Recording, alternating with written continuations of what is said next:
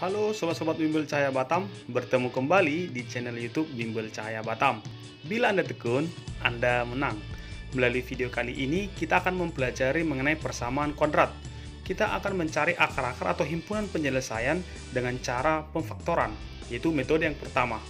Metode pemfaktoran ini terdiri dari dua, yaitu A sama dengan 1 dan A tidak sama dengan 1. Agar lebih jelas, kita akan mempelajari dari contoh-contoh soal berikut.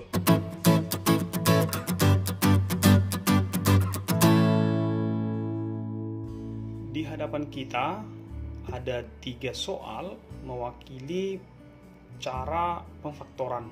Ini soal persamaan kuadrat mewakili pemfaktoran. Kita akan menyelesaikan bagian yang pertama dulu. Langkah yang harus kita ketahui, kita harus tahu dulu berapa nilai A, B, C. A-nya sama dengan 1, B-nya sama dengan 5, C-nya sama dengan 6. Koefisien X kuadratnya 1, koefisien dari X-nya 5, konstanta 6. Jadi, bilangan-bilangan akar-akar atau nanti himpunan penyelesaiannya X1, X2, kita ketahui dari sini. Ya, kalian harus paham dulu ada dua bilangan yang jika dikalikan nilainya sama dengan C, jika ditambahkan kedua bilangan tersebut harus bilangan yang sama, nilainya adalah B. Bilangan berapakah itu? Faktor dari 6 ini adalah 1 kali 6, 2 kali 3. Selain ini nggak ada lagi. Ya, berarti 1 tambah 6 itu 7, 2 tambah 3 sama dengan 5. Berarti yang kita pilih adalah 2 dan 3. Berarti 2 kali 3 6, 2 tambah 3 yaitu bilangan yang sama adalah 5. Kita masukkan ke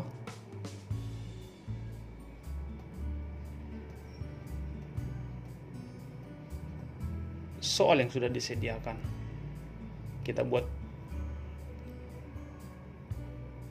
dalam kurung sebanyak 2 karena kita ketahui himpunan penyelesaian dari sebuah persamaan kuadrat adalah dua angka. Beda dengan sistem persamaan linear satu variabel atau dua variabel. Nilainya terkunci di satu angka. Ini adalah dua angka karena nanti dia berbentuk parabola kalau digambarkan. X begini formatnya. Karena sama-sama positif berarti ini tambah 2 tambah 3 atau tambah 3 tambah 2 sama dengan 0. Jadi kalau kita kalikan X kali X, X kali 3, 2 kali X, 2 kali 3 itu hasilnya nanti sama seperti yang di atas itu soal bagian A. Berarti X tambah 2 sama dengan 0, X1 sama dengan minus 2. Minus 2 kalau ini dipindah ruaskan positif jadi negatif. X1 sama dengan minus 2. X tambah 3 yaitu bagian yang kedua sama dengan 0. Berarti X2 sama dengan minus 3. Himpunan penyelesaiannya adalah minus 2 minus 3 atau minus 3 minus 2. Itu untuk soal yang pertama. Bagaimana kalau ada nilainya? Ini kan masih enak, ada yang positif, sedangkan ini negatif, positif. Bagaimana cara kita mudah untuk mengerjakannya? Simak selanjutnya. Untuk soal bagian yang kedua atau B, di mana terdapat bilangan yang negatif, caranya sama dengan yang di bagian yang pertama yang A tadi. Kita tulis soalnya B, di sini kita selesaikan. B X kuadrat tambah 5X kurang 6 sama dengan 0.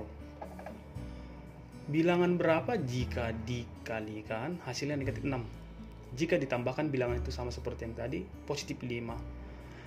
Berarti ini kuncinya seperti ini. Kalau nilai dari C-nya itu negatif, berarti bilangan pengalinya itu salah satunya positif dan yang lain juga negatif.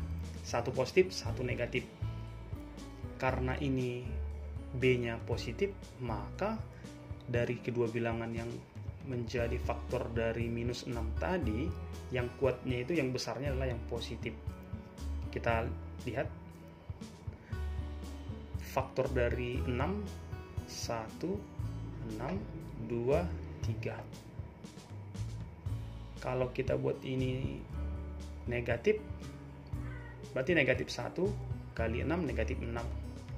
Jika ditambahkan positif 5, berarti inilah dia. Kalau terbalik, ini yang negatif, ini positif, 1 kali negatif 6 memang negatif 6, tapi kalau dijumlahkan dia negatif. Kalau 2 dan 3, satu negatif pun yang mana pun dibuat, baik yang 3 pun yang negatif, jika dia ditambahkan hasilnya tidak akan pernah menjadi 5. Berarti inilah jawabannya. Ingat ya, ini tadi negatif 1, ini positif 6. Berarti kita buat formatnya seperti di bagian yang pertama, kurungannya 2, X sama dengan 0. Tadi minusnya 1, positifnya 6. Saya ulangi sekali lagi, min 1 kali 6 negatif 6 atau min 6, min 1 tambah 6 positif 5, berarti memenuhi syarat. X1 nya cara mudahnya nggak usah pakai seperti yang ini. Kalau ini negatif berarti kalau keluar dari kurung nanti pasti dia jadi positif. X1 nya 1, X2 nya adalah negatif 6. Berarti himpunan penyelesaiannya adalah min 6 1 atau 1 min 6. Ini bagian yang positif semua, ini ada yang negatifnya. Sedangkan kalau bagian C, kita akan menemukan nilai dari A-nya tidak sama dengan 1, tapi lebih dari 1. Cara pengerjaannya sebagai berikut.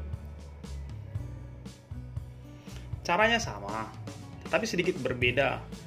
Tulis soal dulu, 3x kuadrat tambah 14x tambah 15 sama dengan 0.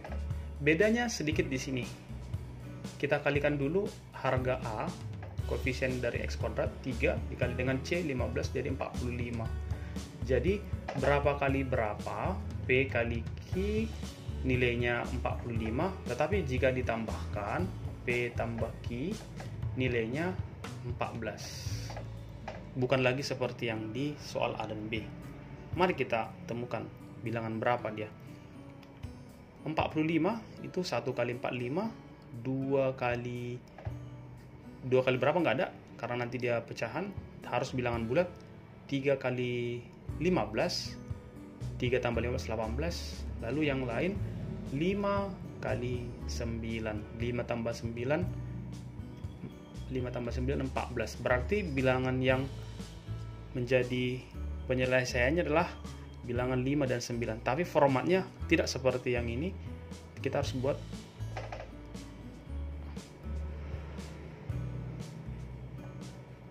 (3x).